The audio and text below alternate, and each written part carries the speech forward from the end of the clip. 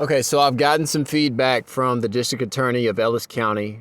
This is in reference to criminal charges that I tried to have filed against the city manager for impersonating a police officer.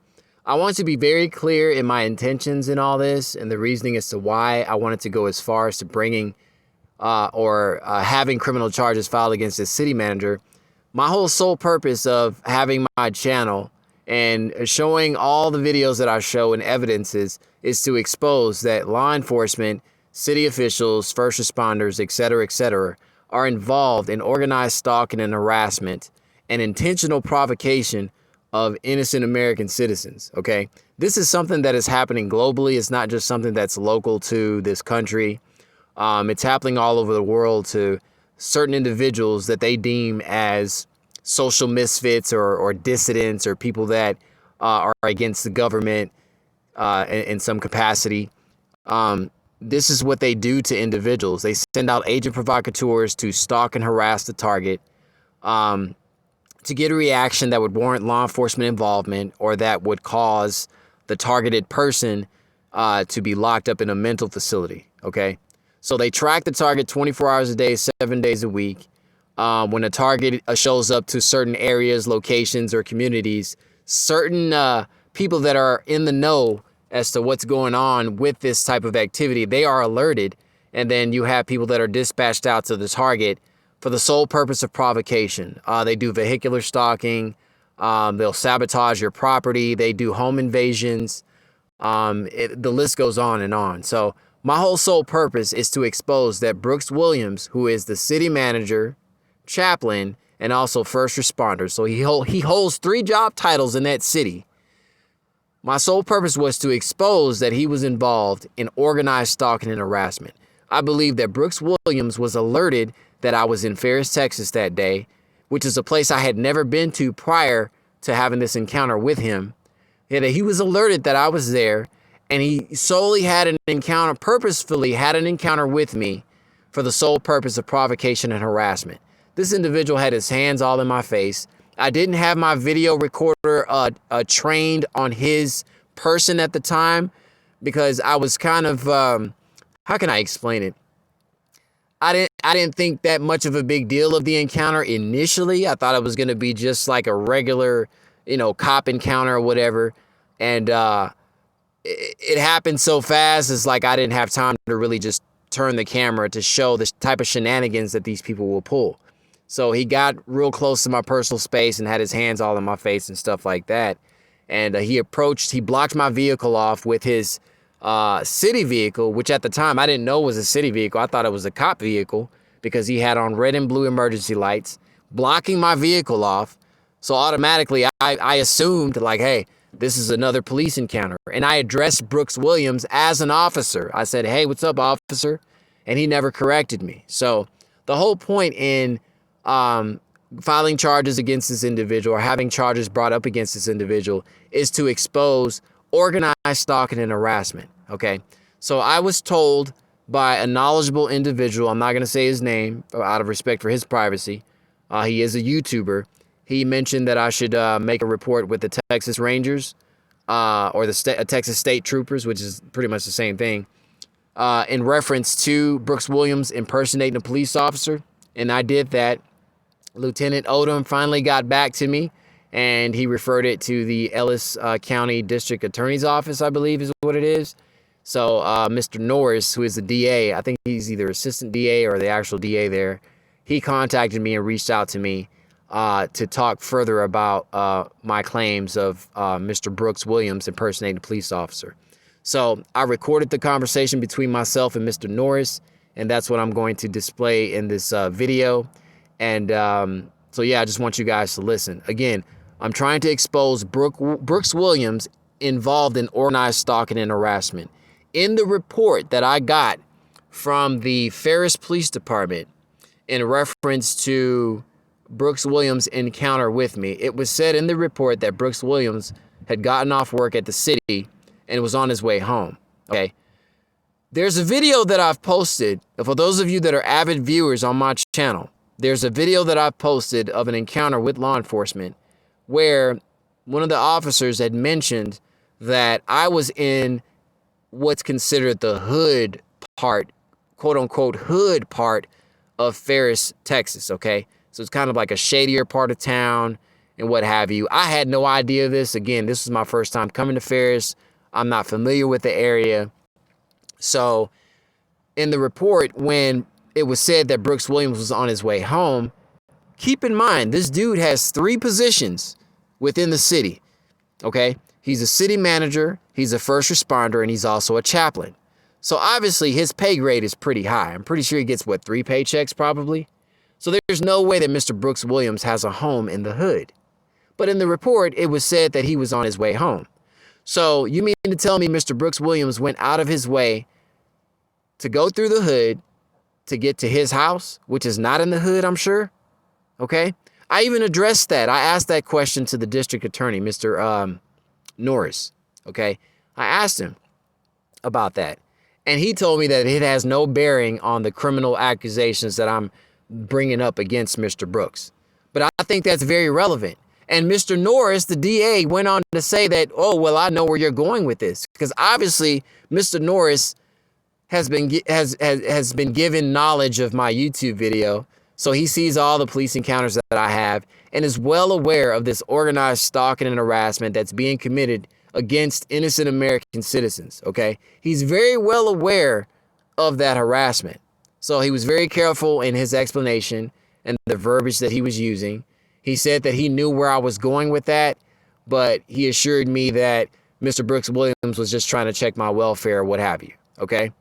So I'm going to go ahead and play this this recorded audio conversation between myself and the district attorney of Ellis County. And I'll just let you guys be the judge, okay? So let me go ahead and play this. This is the first of 3 conversations that I had with Mr. Morris.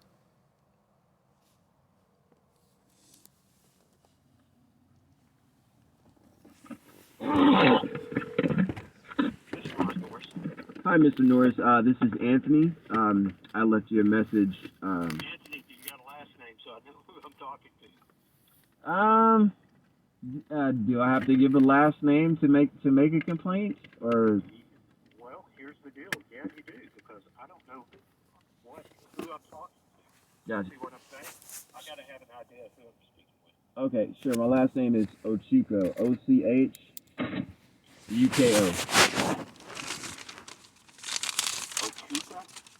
Ochuko. Oh, Chuko. Okay, I'm sorry. It's okay.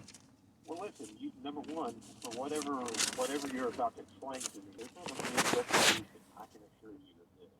Well, Mr. Norris, I've kind of been already experiencing some retaliatory type of activities from people trying to run me off the road and things of that nature, and I just find it highly coincidental once I've made this complaint against this individual that I've been experiencing that. I don't live in that county. I live in Dallas, but it has tapered off into where I'm living at as well.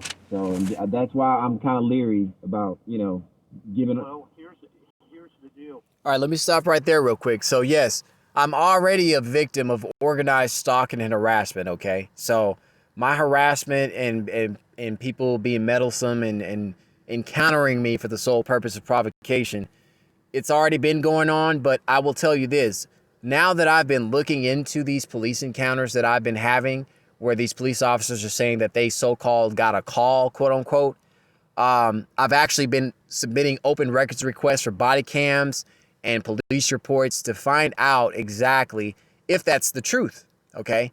I've also submitted a complaint against Mr. Brooks Williams, okay?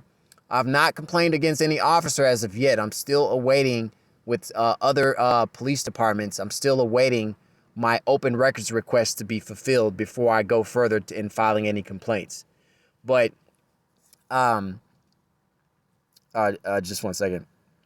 So with doing all that, it has amplified, okay, my targeting. I've had 18-wheelers try to run me off the road. I've had people acting very hostile and aggressive towards me. It just a noticeable increase in the harassment that I've been receiving. So that's what I'm trying to explain to the district attorney here, Mr. Norris, is that my targeting has increased exponentially. Now, I've never talked to Mr. Norris about gang stalking because he's obviously not going to. None of these city officials or government officials that are involved in this are ever going to disclose to the target that, yes, this is something that is happening to you. Okay, they're never going to tell you that directly. All right. So this is my way of explaining to him the harassment that I've been receiving. And I guess he was under the impression initially that I had not spoken to the Ferris Police Department, that I've not spoken to the city of Ferris in reference to this. So he was trying to explain to me that, oh, well, no one knows about this but me and you, so how could you be experiencing any retaliatory issues or retribution? So let me go ahead and continue to play so you guys can hear.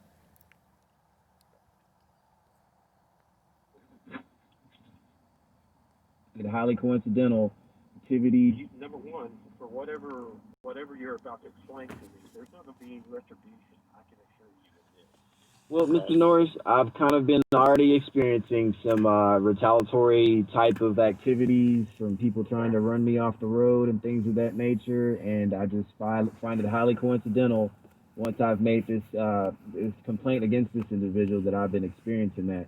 I don't live in that county. I live in Dallas, but it has tapered off into where I'm living at as well. So that's why I'm kind of leery about giving. Well, here's the deal, Anthony. Yes, sir. Can I call you Anthony? Sure. Who knows about this? Because besides myself and the Texas Ranger, there's been no communication. I don't even know what you're talking about. Right. See what I'm saying? Of course. So if there's any retribution going on, it's going because no one knows whatever you're about to tell. Well, It hasn't been reported. Okay. Unless you've reported it to someone. Yes. Other than myself as a ranger. Yes, sir. I have. I reported it to the city of Ferris, and Okay. I've also reported it to their police department. Spoke with their police chief, who also gave me a hard time about wanting to know my name and information. And I know I have. Good. Here's the deal. Let me explain something to you. Yes, sir. If you're going to identify yourself as a complainant and as a victim, we got to have an idea of who we're speaking with. We have to have what's called identifiers. We got to know you're a real person and not someone you're making up to be someone you're not. I got you. Okay? Yes, sir. So that's the reason. That's the only reason, because I'm just saying, I don't know what you're about to tell me. That there's a crime that's being committed allegedly. You're the victim. Right. And we can't go around and just call you. All right, so let me stop right there real quick. So he's absolutely right. In the court of law, the complainant, the suspect or what have you, has a right to face their accuser. So if this thing ever went to court, yes, indeed, I would have to give my full name in reference to this, especially in reference to a charge of this caliber, impersonating a police officer. That's a pretty serious thing. So he's absolutely right about that. I was just trying to protect myself because, again, submitting all these complaints and open records requests has amplified my targeting. And it didn't even matter whether, me giving my name, they still know who I am anyways, regardless. So, you just take measures to do what you can. That's all you can do. So he's absolutely right, Mr. Norris. And I also wanted to make a correction. He's not the DA. He's the chief investigator for Ellis County. So, yeah, I just wanted to make that correction as well. John or Anthony, because essentially everyone gets to confront their accusers. And whatever you tell me, this goes to trial. And I'm not saying it is. I'm not saying it is. We can't get you up on the stand and say, this is the advantage. You see what I'm saying? Right. Okay. I understand, sir. Okay. All right. So tell me what you're talking about. And let me shut my door just for a moment. And see, that's another thing. They want your name so they can run you in their systems to find out exactly who you are and stuff like that. So that's all it was. And you'll see in just a few seconds, he actually tells me he needs to call me back. And he calls me back because he had to run my name. That's all it was. But let me finish playing this. Okay. Yes, sir.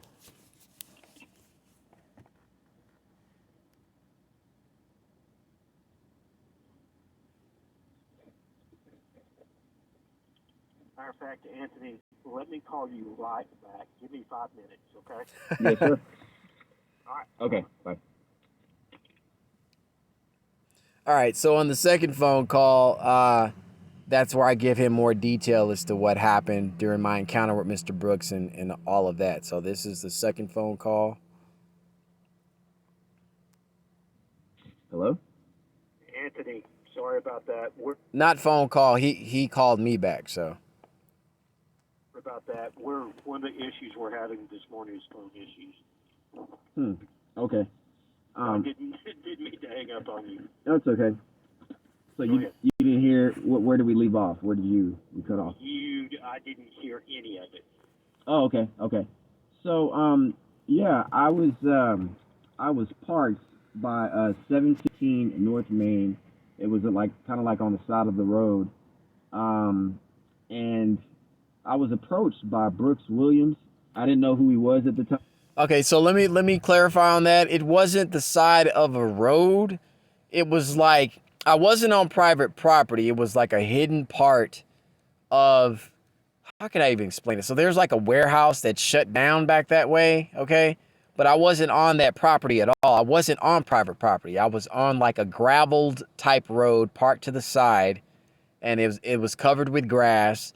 And from a lawful standpoint, I was not committing a crime. I was not trespassing. I wasn't on private property or anything like that. So I just want to clarify that. But I thought he was a cop. And he had his emergency lights on. It was like red and blue lights. And he walks over to the side of my... What date was this? This occurred, let me see. This was November 9th of 2020 at about 5:48 p.m. November 20th. No, sir. November 9th, 2020. 9th. Got it. Of last year. Yeah, at 5:48 p.m. around that time. Okay. Yeah. So, yeah, I was parked. He approached me. He had emergency lights on. And I addressed him as officer. I said, "Hey, what's up, officer?" He says, "Hey, what are we up to?" And I said, "Nothing. I'm just, pretty much just chilling." And he was like, "Is everything all good?" I saw the windows fogged up. My windows were not fogged up. I did have my sunshades up on my vehicle because I was just laid back in my vehicle. So, again, I was under the impression that this guy was a cop. He never corrected me as far as him not being one. So I just thought that was something that I would bring to your attention. Okay, let me ask you something.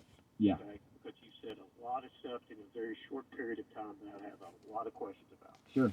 Number one, okay, this was in Ferris, Texas, inside the city limits. Yes, sir. Okay. Were you driving? No. Or were you pulled over? No, I wasn't driving. I was parked. My vehicle was parked. Mm-hmm. Were you parked? Were you asleep? Were you? I was just. Tell me what you. I was just laid back in my vehicle. Okay. Yeah. Do you have? And these are questions that have to be answered. Or do you have family, friends in Ferris? Because you told me earlier you're from Dallas. Originally, I'm from Houston. I just moved to Dallas. But yeah, I was in Ferris. I don't have any family or friends in Ferris. No. Okay, so my question is, what are you doing in Ferris? And these are questions that a defense attorney will ask. I don't mind answering them. I don't mind answering them at all. I was in Ferris because, I live out of my vehicle. I fell on hard times and I live out of my vehicle. I was at a church. I was at a church in, where was this? I think it was closer in Wilbur. I was parked in the church parking lot there. I was kind of told that I couldn't be there. So I just got in my car and I just started driving to the next best thing. So I just so happened to, yeah. Hey, that's good. Okay. Good. That's all I needed. Okay. All right. All right. Now I understand. That gives me perspective on what you're talking about. Okay. Okay. So you're pulled over. You're just got the car in park. Is the engine going? No, sir. Okay. Are the windows down? Believe I had them cracked. Okay. Yeah. All right. So this individual, did he pull up on you and activate emergency lights? Yes, sir. I did not see him pull up. It wasn't until I saw the lights kind of gleaming through my sunshades, and I'm like, "Oh crap! It's the cops." What It was red and blue, and then it had some orange in it too. Okay. And let me ask you, since looking in the rearview mirror, did you indicate what type of vehicle it was? No, he didn't pull up behind me. He blocked me off from the front, so he had his truck pulled out, in front of my vehicle. Okay. What type of vehicle was it? Uh, I want to say was it like a Ram? I don't remember the make of the vehicle or anything like that. What color was it? It was white. A white Ram pickup? Uh, I don't recall the make or model of the vehicle. I just know it was a big white pickup looking truck type vehicle. It was a pickup, though. Okay. Right. Did it have markings on it at all? The way he was positioned in front of me and with the lights flashing, I could not. I see. Okay. Yeah. Okay. All right. Okay. Keep going. And I'm sorry, I just have to interject some of these questions so I can understand what you're talking about. Sure. Sure. So yeah. So, He, so he pulls in front of you, and apparently you weren't paying attention. Did you notice him drive in front of you? no, I didn't see when he pulled up. Okay, so he pulls up, lights come on, and you're cognizant someone, so he approaches you. Is that correct? Yes. Okay, and what does he say when he approaches Well, I said, "What's up, officer?" And then he says, "What are we up to?" you? Okay, And then I told him I was just simply just laid back in the vehicle, just chilling. And then he proceeded to ask me if I was all right, what's going on and all that. And I told him everything was fine. And then he mentioned something about seeing my windows fogged up. I have video footage. Sorry, that was an accident. 1 second. Hello? is that correct? Yes. Okay, and what does he say when he approaches Well, I said, "What's up, officer?" And then he says, "What are we up to?" His way home. So I was wondering to know also later you? Can on. you send me that video? Absolutely, I can definitely send that to you. Okay, Sorry about that, y'all. okay, keep going. Yeah. So he what else is going on? I just wanted to find out like what made him come back that way. Like from the report that I got from the police department, it was mentioned that he got off of work at City Hall, I guess, and he was on his way home. So I was wondering if he actually lived in the route that he took to have the encounter with me. I was curious. Okay, let me stop right there. So that is a legitimate question that is very important to be answered in order for me to expose that this Brooks Williams, this city manager, chaplain, first responder, was involved in organized stalking and harassment. To expose that he got an alert of some sort that I was in that area and that he was either dispatched out or he took it upon himself based off an alert he got on his phone to have an encounter with me just to jack with me, okay? Under the guise of, oh, I'm just checking to see if he's okay. And if you guys have been watching my videos, you know the trend of these city officials, law enforcement encounters where these people are just approaching me to see if I'm okay. And no one has called the cops. I didn't call the cops. So how the hell are they finding me? Okay? So let me read to y'all. I'm going to switch over to, I'm going to come back to this. Let me remember that this is at 6:30.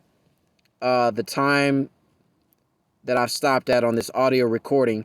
I'm going to come back to that, and I'm going to activate the camera so that I can show y'all official